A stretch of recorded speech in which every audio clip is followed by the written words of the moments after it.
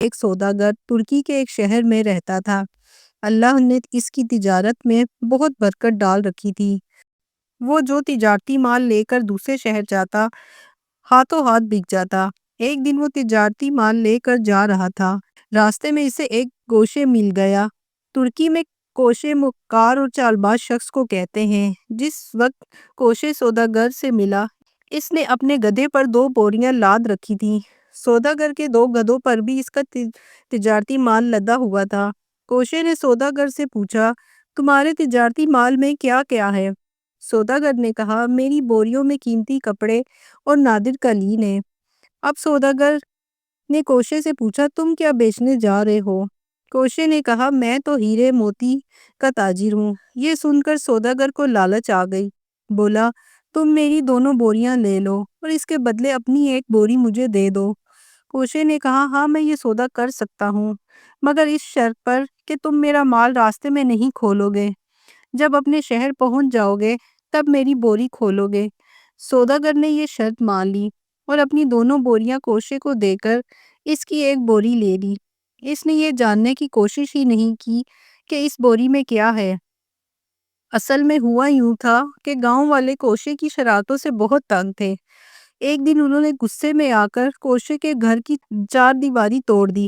کوشے کو تو غصہ آ گیا، لیکن اس نے کسی کو کچھ کہنے کے بجائے 4 دیواری کا سارا ملبہ 2 بوریوں میں جمع کیا اور گدھوں کی پیٹھ پر لاد کر چل پڑا تھا۔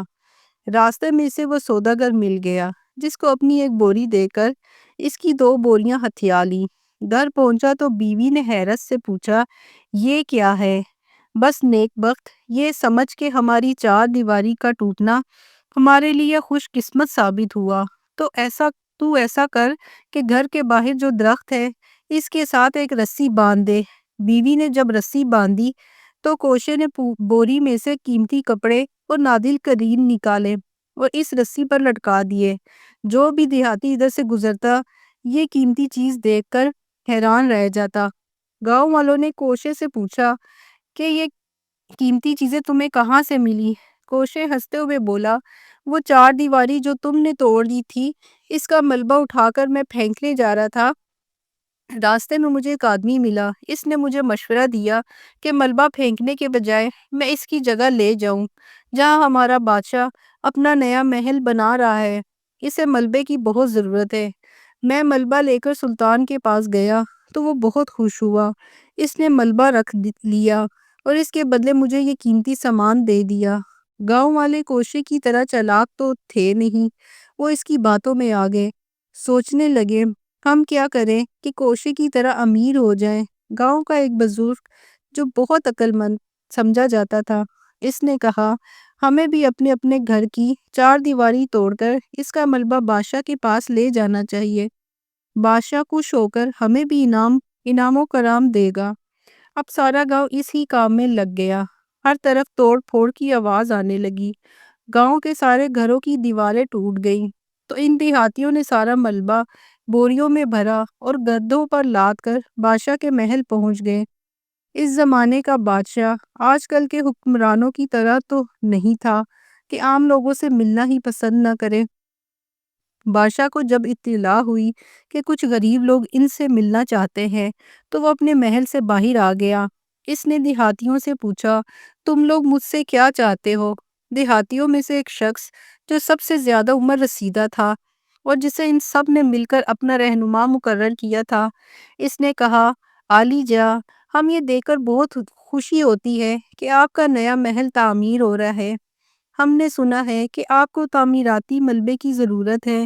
ہم آپ کے لیے یہ ملبہ لے کر آئے ہیں۔ بادشاہ نے کہا، کس نے بتایا کہ مجھے ملبے کی ضرورت ہے؟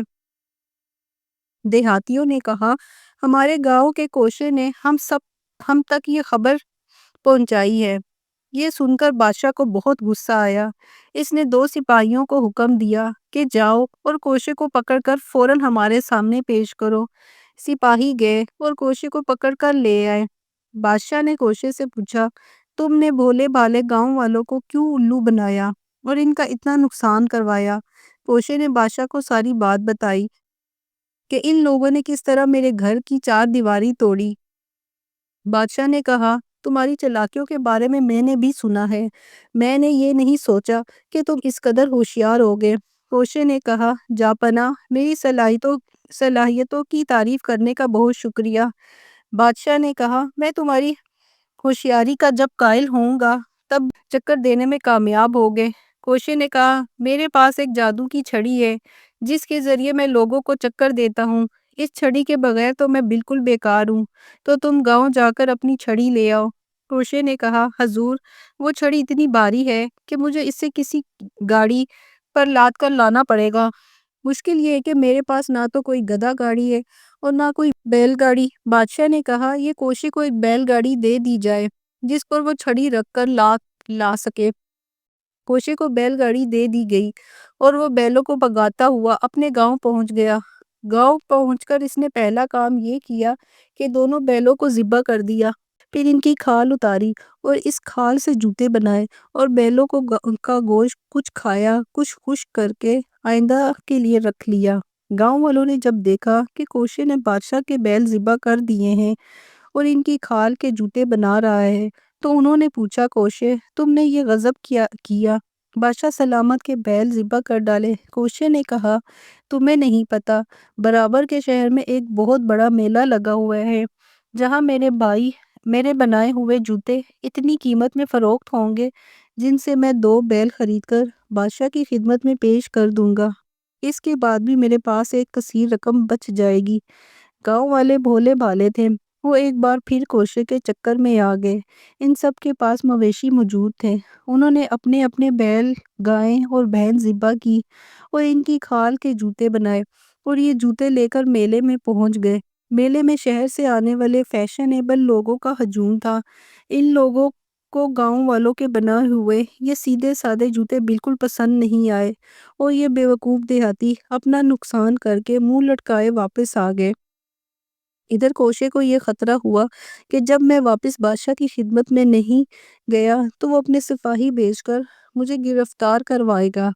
وہ حلیہ تبدیل کرنے اور میک اپ کرنے کا بھی بہت ماہر تھا۔ اس نے میک اپ کے ذریعے ایک خوبصورت لڑکی کا روپ دھار لیا، زرق برق لباس پہنا اور سج دھج کر بیٹھ گیا۔ بادشاہ کے سپاہی جب کوشے کو ڈھونڈتے ہوئے اس کے گھر پہنچے تو وہاں ایک حسین لڑکی کو دیکھ کر حیران رہ گئے۔ انہوں نے کوشے کے بارے میں پوچھا تو لڑکی نے بڑی دلکش آواز میں کہا کہ ابا تو وہ جوتے بیچنے میلے میں گیا جو اس نے بیل ذبح کر کے ان کی کھال سے بنائے تھے۔ اب تو وہ ہفتہ 10 دن بعد ہی آئے گا۔ سپاہیوں نے واپس جا کر بادشاہ کے سامنے اس لڑکی کے حسن و جمال کی اتنی تعریف کی کہ بادشاہ نے اپنی خادمائیں بھیج کر لڑکی کو ایک پالکی میں سوار کروا کر محل میں بلوا لیا اور فوراً اس سے شادی کر لی۔ شادی کے بعد جب بادشاہ اپنی دلہن کے کمرے میں گیا تو اسے پتہ چلا کہ لڑکی کے روپ میں تو اصل میں کوشا ہے۔ بادشاہ نے کہا، آج مجھے پتہ چلا کہ تم کس قدر چکر باز ہو، تم نے مجھے بھی چکر دے دیے۔ کوشے نے بادشاہ سے معافی مانگی اور اپنے گاؤں چلا گیا۔